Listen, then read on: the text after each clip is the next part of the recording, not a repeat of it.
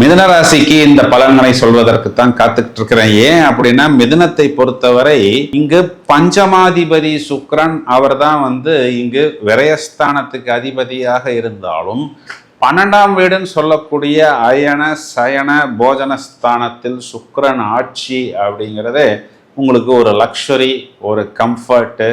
நீங்கள் எந்தெந்த விஷயங்கள் நடக்க வேண்டும் என்று நினைக்கிறீர்களோ, குறிப்பாக அது ஒரு உல்லாசமாக லக்ஸுரியாக இருக்கும் பொழுது அதில் என்ன பெஸ்ட் என்று நினைக்கிறீர்களோ அந்த விஷயங்கள் எல்லாமே பூரணமாக நடக்கும். அது வெளிநாட்டு தொடர்பாக இருந்தாலும் வெளிநாட்டு பயணமாக இருந்தாலும்.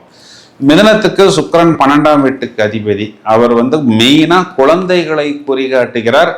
இந்த குழந்தைகளுக்குண்டான விஷயத்தில் அவர்கள் எந்தெந்த வயதை அனுசரித்து எந்த ஏரியாவில் செட்டில் ஆக வேண்டும் என்று நினைக்கிறார்களோ, மெயினாக சுக்கிரன் 12ஆம் வீட்டில் முதல்ல சூரியனுடைய நட்சத்திரம். இந்த 3, 12ங்கிறது வெளிநாடு தான். ஏன்னா 3ங்கிறது நாம் வீட்டை விட்டு வெளியே போவது, 12ஆம் இடம்ங்கிறது வெளிநாட்டில் செட்டில் ஆவது. அது ஜாபாக இருந்தாலும் சரி, பயணமாக இருந்தாலும் சரி, கல்வியாக இருந்தாலும் சரி.